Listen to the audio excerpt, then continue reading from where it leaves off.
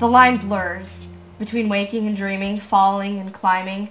Descartes turns in his grave the restlessness of regret, hope, and hopelessness.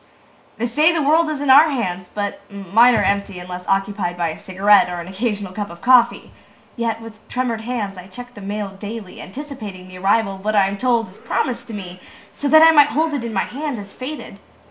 I have the sneaking suspicion that that day will come on tomorrow of never, looming, daunting, and just out of reach, waiting through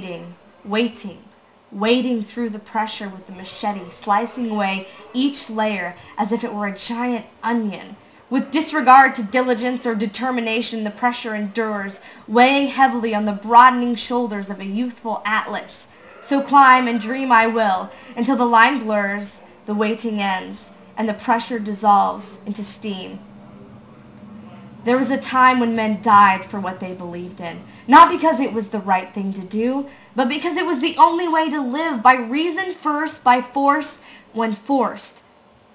There was a time when philosophers were kings, and keen reason and wisdom was respected more than slogans or fads. The true philosopher, the man who cannot help but guide his life through thought, deliberation, introspection, and question after question, is scarce and rarely sought after. And for those who, like bugs to light, are blinded by the beauty and fall irrevocably for a life less traveled, the path is lonely, so sparse.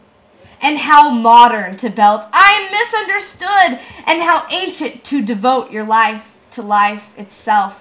And how common to think you could save the world if only you were given the chance.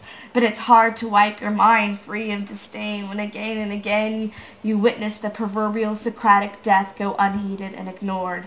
"Snob!" she yelled, silently, because philosophers are now disregarded as self-involved elitists who fill their days with intellectual masturbation. And I say, intelligence has nothing to do with anything, and spite will only make you spiteful, and hate will only make you hateful. Semantics! To which I ask, how else should we communicate? In symbols, perhaps? But the point is lost before it had a chance to be made. For some refuse to listen, but most refuse to live, and live well. There was a time when men died for what they believed in because it was the only way to live. There was a time when men questioned their beliefs and lived according to their own accord, dancing their own dance, dreaming their own dream, living their own life, and living it well.